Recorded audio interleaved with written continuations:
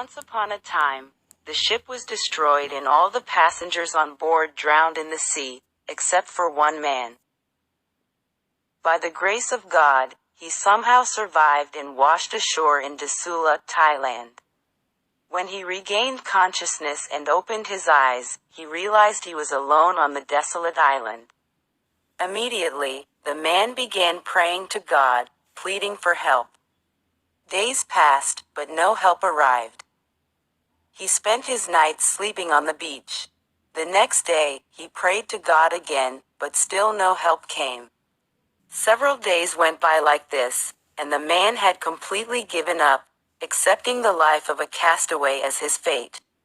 He started gathering wood and grass to construct a shelter for himself, using items salvaged from the shipwreck.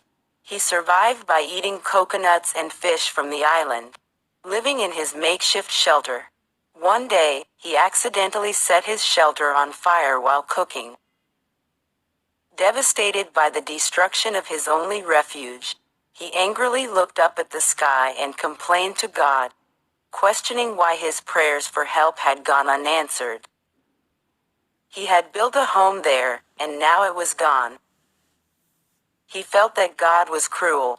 Disheartened, he continued to complain to God throughout the night until he eventually fell asleep on the beach. In the morning, he was awakened by a loud noise. Opening his eyes, he saw a ship had arrived.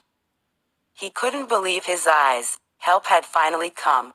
He boarded the ship, and it set sail. Once on board, the man asked the captain how they knew he was stranded on the deserted island. The captain replied that they had seen a distant signal fire coming from the island, which indicated that someone was there. The man insisted that he hadn't sent any signal fire. The captain explained that they had come in response to the fire signal. It was then that the man remembered his burning shelter. He realized that the fire signal the captain was referring to was his burning shelter. He understood that it was God's plan to rescue him from the deserted island by setting his shelter on fire. He realized that God's plan was greater than his own and began to thank God. If we examine our own lives, we will find that we often make plans, but things don't always go as we want them to.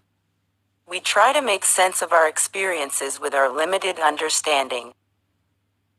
When troubles arise, our faith wavers, our patience wears thin, and hope begins to fade.